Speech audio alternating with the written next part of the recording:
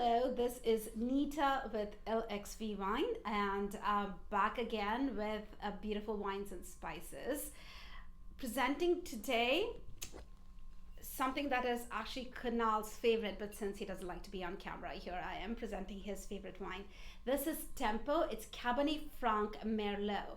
Anyone who knows Kunal knows that he is in love with the right bank of Bordeaux. We actually make wine in Saint-Emilion as part of Maison Metal. And so it's great joy to be able to make a wine right on the Central Coast that is an homage to the right bank of Bordeaux.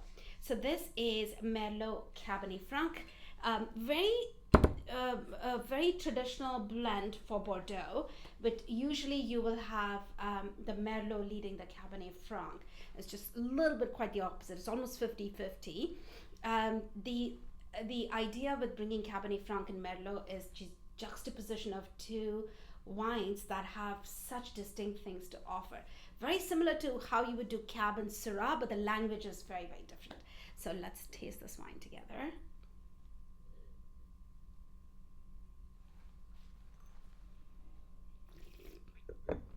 So, by the way, that aeration thing sounds fancy, looks fancy, it's not fancy, but makes such a huge difference when you taste wine. On the nose, you're getting a lot of plum, you're getting black cherry, you're getting a whiff of almost like winter green, what we call almost similar to what you call garlic in the Rhone Valley. It's rosemary, thyme, almost like dried winter herbs, but just a beautiful bouquet on the nose. Also a pillow, just a pillow of baking spices, and that's probably an ode to the very restrained oak on this wine. When you have Cab Franc and Merlot, you really want the liveliness, the fruit to showcase much more than the oak influence. So I think this wine is a beautiful balance between all of it.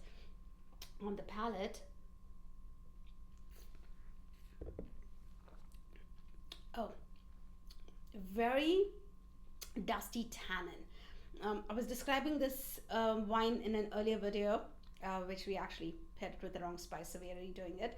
This, I called it dusky, and I don't know why that word is now stuck. It's a dusky tannin, and dusky is actually, you never use that to describe wine flavor, but somehow that's stuck. And I think for me, that's coming from a little bit of a noir, deep noir characteristic to this wine. But really, it has a tenacity to it with the tannin and the fruit expressing themselves simultaneously. Really beautiful wine. Let's look into this pairing now. Contrary to popular belief, and I keep saying that, we don't do Indian spices, we do spices from all over the world. The idea is to really lift the wine, increase the vocabulary of the wine, to understand it in context of food as well.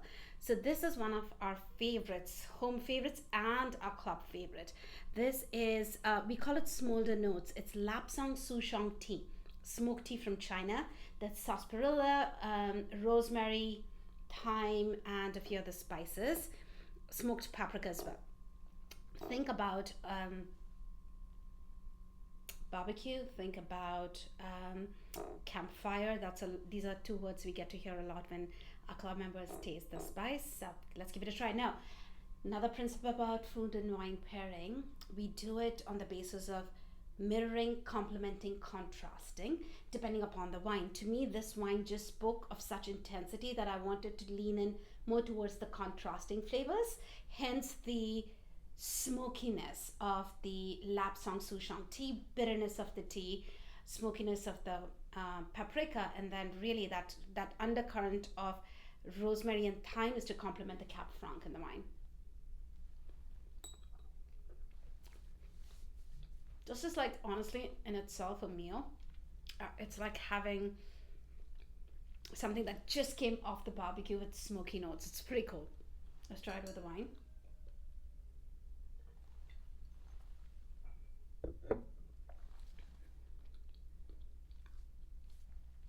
Okay, this is what I think. If you had a barbecue experience that lives in itself, like approaches it as barbecue, very smoky, very much like in your face, and just settles on your palate as something that is much more elegant and more ethereal, this is the experience. I think the fruit in the wine really took all those smoky notes and made it more like a whiff, something more, much more elegant. And in return, I feel, and let me corroborate. Also, a good excuse to have another sip. The smoky and the bitter notes lifted the fruit in this wine. I did not get as much plum before, but I'm really getting like very tart plum still, because these are wines made very old world style. So much of that, as if I bit uh, into an almost ripe but not all the way ripe plum. That's what I got after doing this pairing, which means it has opened up a different dimension of the wine that I did not get on my first sip. This pairing is a fun one to do, especially when you don't want to do something very fancy or deliberate, and it's just a barbecue and I'm putting something on the grill. Doesn't have to be something you're stepping out for, something you're cooking at home.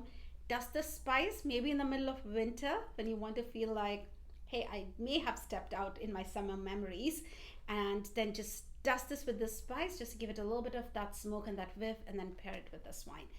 Have a wonderful pairing, be it LXV Tempo or this actually pairs beautiful. What else do we pair it with, Nayaka?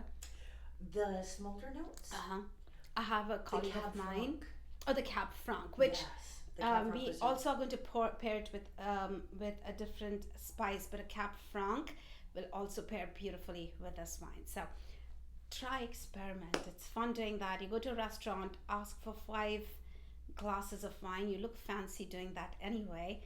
Ask them to pour completely different 5 wines and just play with food and wine. That's the best way to experience them. Have a wonderful wine and spice pairing. Ciao.